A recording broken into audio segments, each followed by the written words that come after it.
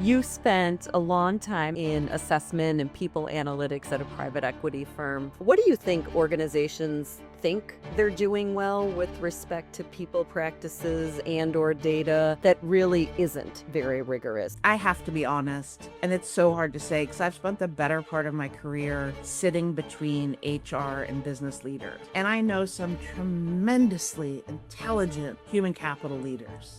And yet, I don't know if there are many CHROs who would disagree with what I'm about to say, which is, let's be real, they do not have a seat at the table yet. And I'll tell you why.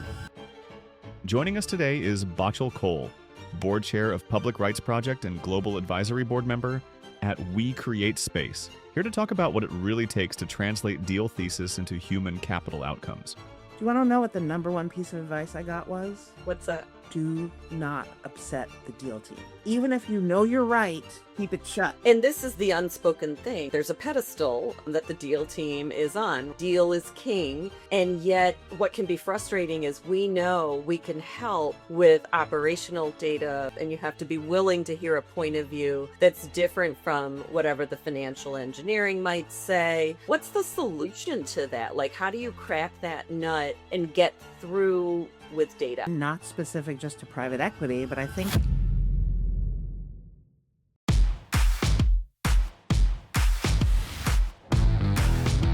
Hey, welcome to Human Capital Quantified. I'm Sandy Fiaschetti, and today I have with me Bachul Koul, who is going to introduce themselves to us.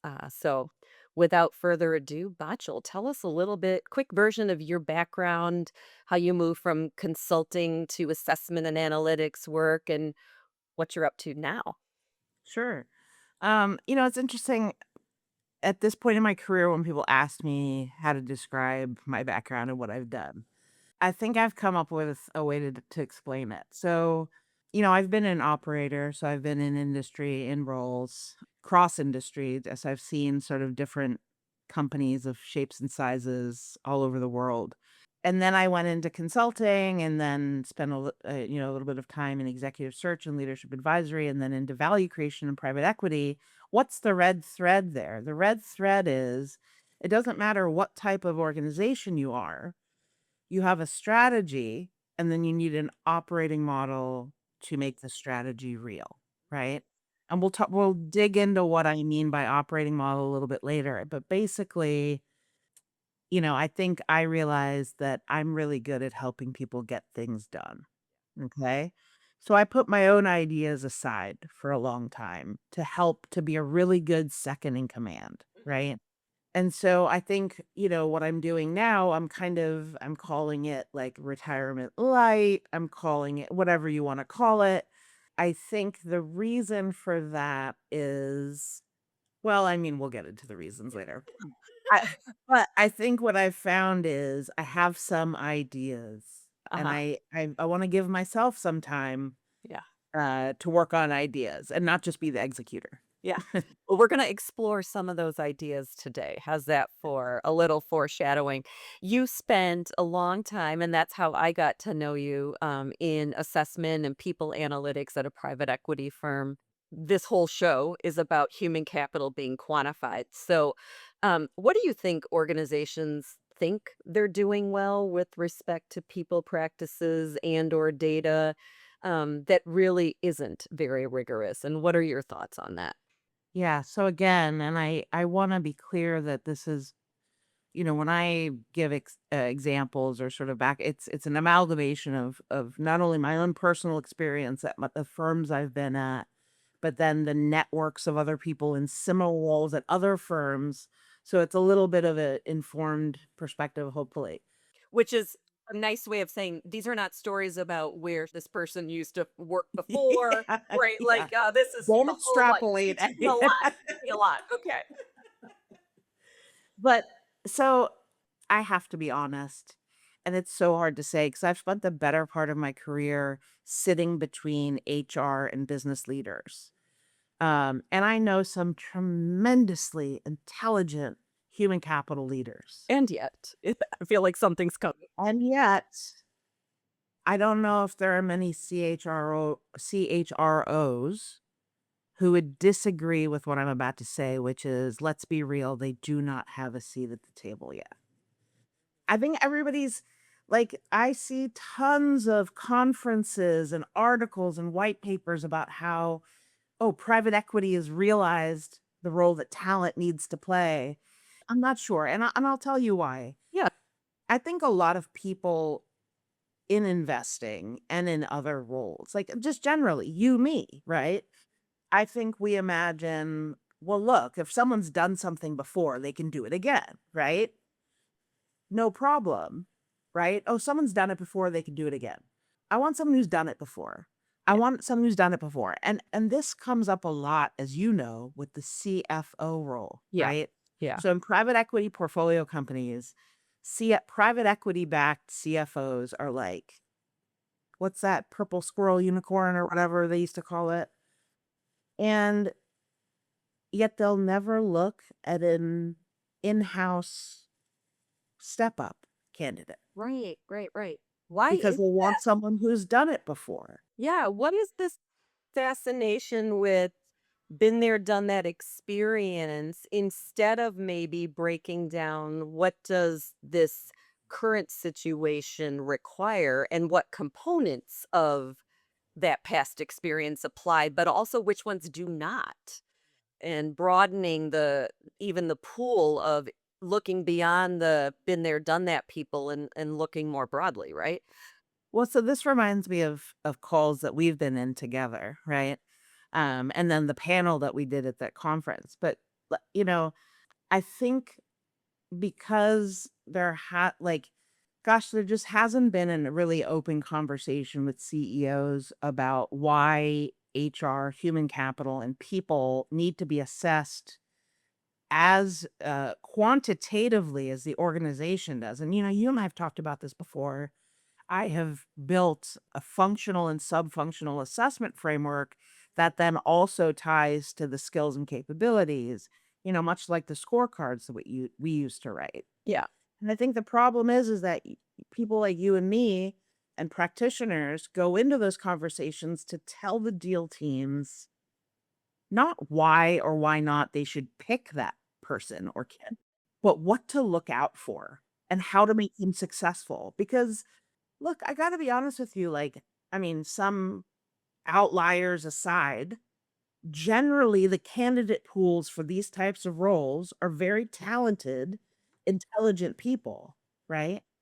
That's, as you and I know, those aren't the only assessment. Do we do a two Right. factor assessment Right. criteria? No. If Because we're smart, we don't, but yeah, when you're introducing a human being into a system, yeah. you're introducing risk. Yeah. And And if you can put so numbers on that, yeah.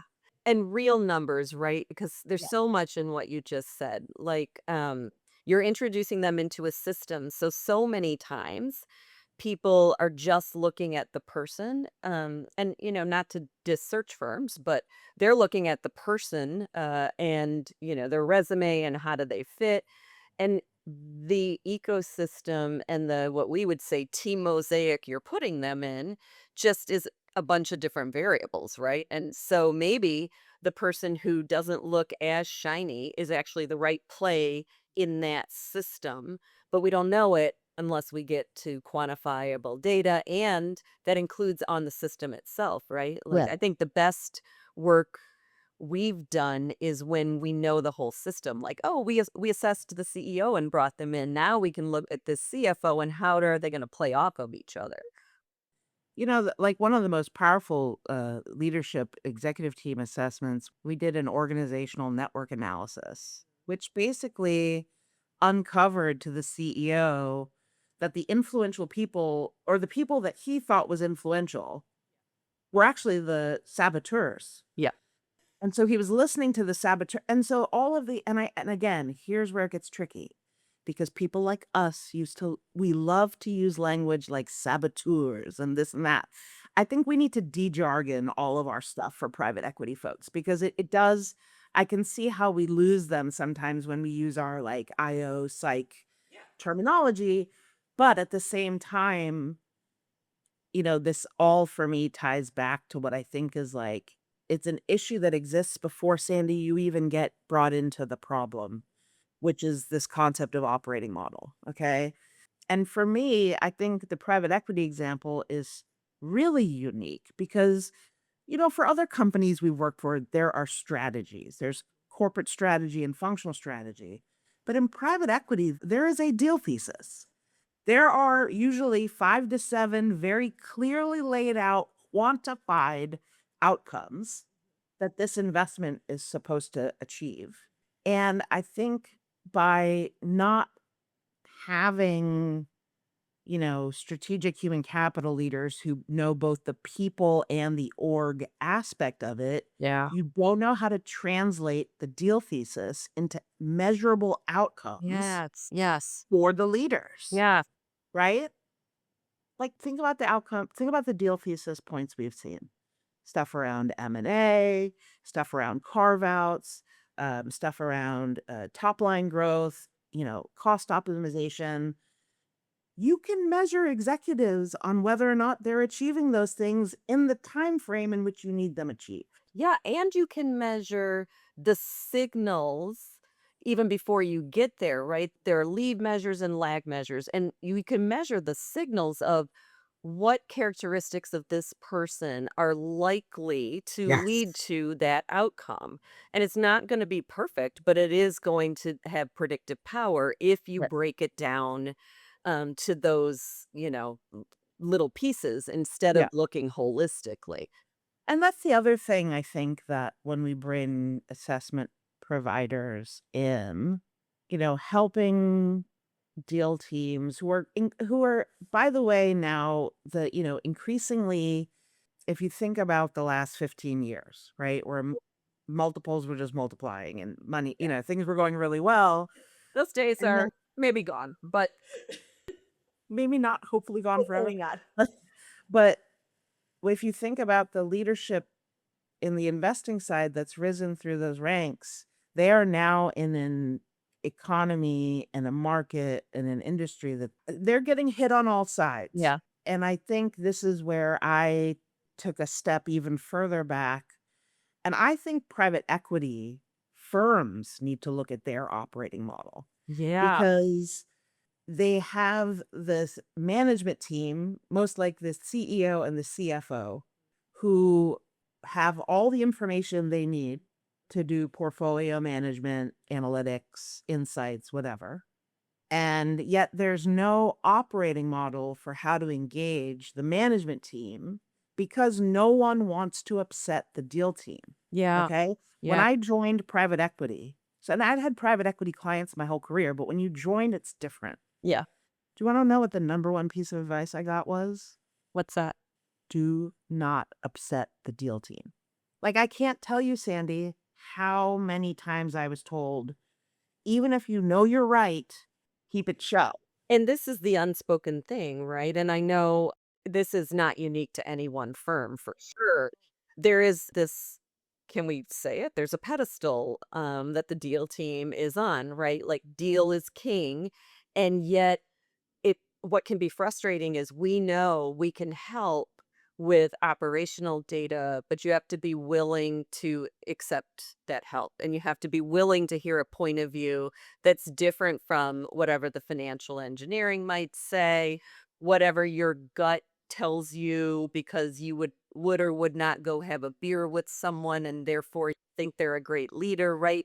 But it's like it can be like pouring water on concrete. They have to receive the data. So, what's the solution to that? Like, how do you crack that nut and get through with data? I've always thought, well, you have to, that's why data is so important, right? Like, they think about financial data. We have to speak in data terms to get through to them, not like woo woo people words like saboteur, maybe, right? But so what's the solution? Well, and again, not specific just to private equity, but I Yeah. think okay, AI is everywhere. And Yeah. I live in San Francisco. So when I tell you it's everywhere, it is everywhere. I literally, driving around, no one's driving the cars around me. And I'm living in the Jetsons future up here. But again, AI is exciting. And I remember, gosh, probably about 14 years ago when RPA was going to be the silver bullet for all efficiency, robotic process automation Okay. was going to solve all the problems of efficiency. And it was, and Yeah. it's kind of this like AI is RPA, like it's intelligent RPA or And is whatever. also the internet came out, and is also we have these Yes. things called computers. There's always Yes. this thing that's gonna Yes. make our lives easier, and it's gonna Yeah. take away all these jobs, and we're just Yes. on another wave of that, right?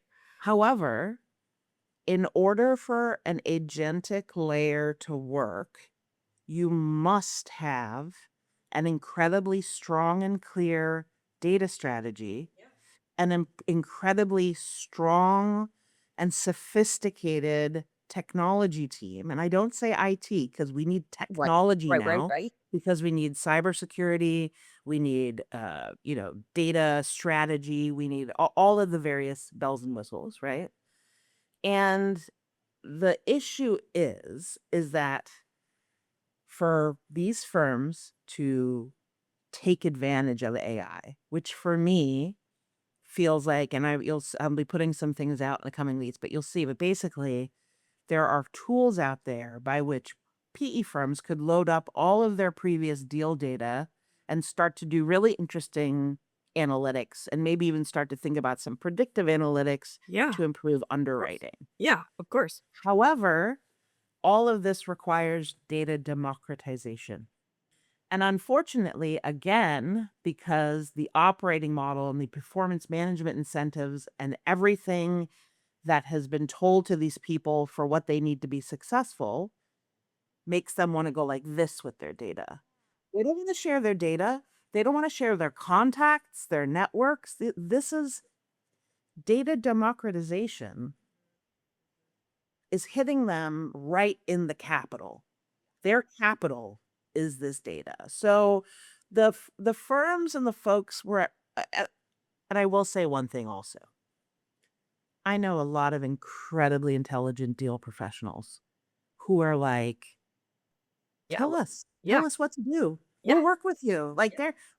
there's no ego. There's a lot of my former colleagues have no ego. And so I think it's just if you can get the private equity operating model right. So what does my firm look like? How are we going to engage with LPs, GPs, and management teams, right? And then really think about how, if it's deal team led, fine, but then everything else needs to be structured behind it. Whereas right now, there's this thought that no, private equity investing has been successful because we're entrepreneurs and we're agile. And there's that mismatch, Sandy, which you and I have come up against a lot, right? How do I be agile, but then still achieve milestones and goals and whatnot? And again, this comes back to the work we've done so many times in translating deal thesis to scorecards for Right, executives, right, right. How do you get a skeptical executive? I mean, I have my own ideas, but how do you get a skeptical executive to trust data-driven human capital decisions, to get away from, well, I loved my dinner with them or whatever? Yeah. Well, I mean, I oh god, the old airport test. Yeah. You Oh, I remember don't the know the airport airport test? test. Tell me that Oh, one. that's like consulting classic is they say that when you're being interviewed for a consulting job, they're thinking, would I mind being stuck at an Oh, airport with this right, person for right. 4 hours? Yes. It's like that. Um, I'm going to say a couple of things now too, and I don't mean this as controversially as it sounds, but I've always found that the executives who push back the hardest against assessment have the most to hide. And I don't even mean that in like a, oh my God, they're hiding it. It could even be a personal issue. Like I think this is the thing where assessment needs a change in behavior and understanding in that we are not robots. We are human beings. Right. We all have desires and emotions and goals, right? And I would say one of the things that I've done, I was talking to an executive about their team, right? And we were talking about doing a team assessment, blah blah blah. Things weren't getting done, milestones weren't being achieved. And I just started asking this person, I said, "Okay, this person on your team, What are their career goals? They didn't know, probably. They had no idea. Yeah. Like, So, one of my favorite questions to say is, "What did they say when you asked them?" And they're like, yeah, "Well, I didn't ask them." yeah, Well, maybe you should. Maybe you yeah. should. Why didn't they if there's two executives that are constantly butting heads, what have you done to mediate? Yeah. Yeah. Oh, well, they'll figure it out. They're adults. And what And it's like all of this is like Yeah. cheat code data. Yes. Like, do you remember Nintendo up, up, down, down, A, B, left, right? Like, what I wish we could, and this is where I think you and I could probably put our heads together, and you've probably done a much better job, but communicating just the reality to executives to say, first of all, I'm not asking you to destroy a person's career Right. or besmirch anybody's name. I had someone once tell me that by asking them to assess their teams, that I was like ruining people's lives and careers and stuff. Yeah. That's so And so crazy. we have to remove the fear Yeah. first, Yeah. educate people on the various types of assessments and what they're for, Yes.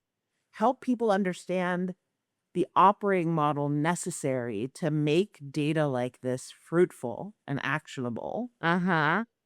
And then this leadership buy-in that you're talking about, which is helping them understand, like, look, with your spouse too, you don't just yell at things at your spouse. You have to, they have, well, hopefully not, but you know, you have to there's a little bit of an inception there with spouses too. Like, you want to make sure you're hitting everybody's needs. Yeah. And one thing you said a couple minutes ago that made me chuckle, but also made me cringe because I hear it and I'm like, "Oh, come on."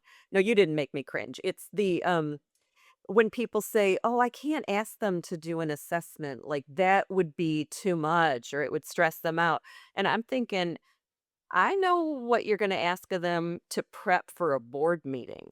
I know what you're going to ask of them to achieve this deal thesis. If you think a few hours of assessment is going to break this fragile ego, you don't want that person in charge of the hard things that you're about to ask them to do. Like that in and of itself is data. So I've never really gotten that objection. Yeah, and I remember how many executives that we put through your assessment say that was their favorite part. Yeah, because they got to show what they could do and not just yap about what they did in 4th grade or whatever.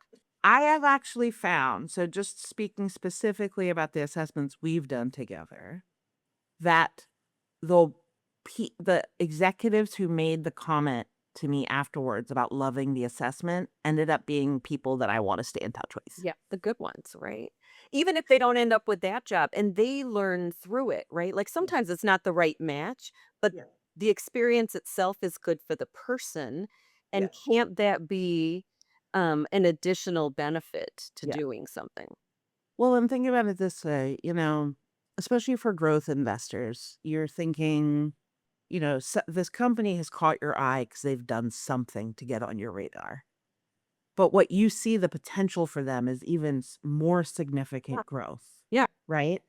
If you can't meaningfully and with heavy EQ explain to the executives that, hey, you're clearly a rock star. You got yourself here.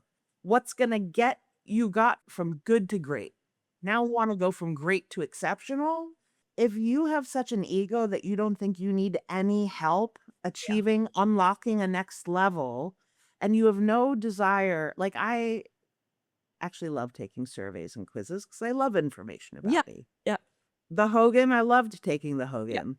And I know people get all upset, but again, they have to realize it's kind of like when the heat is on, how you're most likely to behave. Yeah. And we can all mitigate. We know Yes. how to control our derailers. Some people, Yes. it's not an indictment to have this like shadow side, but it's all in how you explain it, like you were saying. And so that's the thing. I think so in private equity, in corporate America, in banking, it still feels like these assessments and this approach and human capital data is still in a silo over here. Yep. And until the people who are doing this work are in the data domain, data strategy conversation, none of this is going to change because IT professionals do not understand how people flow through Right. various Like, why ecosystems. would they, right? That's not what their training is. So, No. like, I always say, I don't know plumbing. Like, why would I think, oh, because I'm really good at organizational psychology, I'm probably good at plumbing? I call an expert in plumbing to come Yeah. fix the plumbing in my house. I don't know why that's so difficult for some. Um, you said you weren't going to talk about something controversial. I forgot what you said, but um, I want to say something controversial maybe and get your Please. reaction to it. I think regarding the assessments and the people who like the assessments, and particularly the behavioral component that we use when we do a business simulation, I think part of the unspoken is, to your point about democratization, a different kind of democratization. When you let people show what they can do, an objective environment that a simulation provides, it levels the playing field, and candidates, and I'm going to say it, minority candidates that maybe got overlooked on the airport test or I'd have a beer with you test. It levels that playing field and they show up as the strong people that they are. And so there's a fear. Everything I think comes down to love or fear. There's a fear for the slipping away of the guy just like me. What do you think of that? I think you're spot on. And I'm not And saying it's an explicit bias. We know there's, right, like, yeah, you people like them, and you're not doing it maybe intentionally, but I think that's there, and that's why I love using those kinds of assessments to level the playing field, but yeah. And I think also, you know, I mean, there's all kinds of things being done to reduce bias now. So, like blind resume screenings where you can't see the name or any personal identification factors about the person when you do a resume screen and, blah, blah, blah. But yeah, it kind of blows my mind how the more senior you get, the less rigor sometimes people because they're afraid of upsetting the yeah. ego, Yeah. right? Oh my gosh, yes, yes. Yeah. I just don't get that. So, you said you're percolating on some ideas, Yes. right, Yes. anything you wanna tease us with of things you're thinking and what might be ahead for you? Well, it's a lot of stuff you and I have talked about before, Sandy. And it's this I've kind of got like a base assessment framework that any company could kind of take and tailor and, even plug into various third-party assessment providers and because it's again, I think the other issue is these assessment reports which again are kind of like a blueprint for how to make this person successful. They often end up just on a shelf. Like you do the debrief That's so and then it's done. And so again, this brings me back to if there was a more robust process where value creation advisors and an organized group of third parties, not just whoever, like everybody and their mom can order a third party to join, um, from diligence through underwriting, through onboarding, and Mhm. then all of these assessment plans and all of the deep insights Get that, used. yes, Get that used. they're actually plugged in Yes. to the value creation plan. And so when we say a talent plan, we're not just like saying every quarter, do we like this person or not? We're saying, okay, critical deal thesis is that this line of business is going to increase by X% by doing these four things. Okay, let's measure that executive against how they're doing that. Yeah, yeah. And then, as you know, there's always a sentiment EQ piece, which can be picked up by any number of tools. Yeah. But if you're doing all of these pieces in silos, Yeah. you're not compiling them and you're not putting them into a plan. And to say nothing, like, we're focused on assessment, right? But you put them in a plan, and then how do you help the person develop the skill sets that they need? Like, we're not even talking about that. Of course, we need to be doing that. It's why we're at Lodestone moving away from just talk. I mean, I don't think we ever just talked about assessment, but many places knew us as the assessment people know us as that. But we're really talking about a triad of assess, align, and advise. So It's one thing to assess, let's say, a CEO, but then you've got to do leadership advisory. You've got to do some development work to help that person in the new situation that the deal thesis is. But you've also got to align that team mosaic of getting the right people involved and having them set workflow strategies, the operating system of how they're going to behave with each other, how they're going to behave with their board, which could be its own topic, right? Like you have to manage expectations, and many times the assessment report goes in a drawer and you don't focus on those things. But that's also why, so, and again, I know we're friends, we've known each other for a long time, but your background, my background, someone like Damon, my old boss, who you know as well, Damon, who introduced us, Shout out his Dave. background, we're people who have done the job. Yeah. I think this is important. Like, this is an aspect actually that I don't think you emphasize enough. Like, they don't know you've been in a private equity firm in the head, like in the role. Like, so I think that's why a lot of these people hear human capital and they assume that we are people who've been in the HR silo in the back office. And they don't understand that when people like you and me and Damon talk about human organization operating model, we are talking about strategy, the business. We tie it all together. So that I mean, if I could give you some friendly advice, I don't think people know enough that you have been in this role. And so I think that's why it's hard for us to sit here and be like, you're leaving HR out until, oh shoot, you just fired the CFO and you need a CFO. Yeah. That's not talent Yeah. planning. Yeah, that's for sure. That's And that's react. not data-driven decision making. Oh my gosh. I know we could talk forever, but we shouldn't because people's attention spans are short. So let me ask you for like a closing comment on where we're headed with respect to human capital data. And just if you could wave a magic wand, what would you have happen with respect to the way data is treated?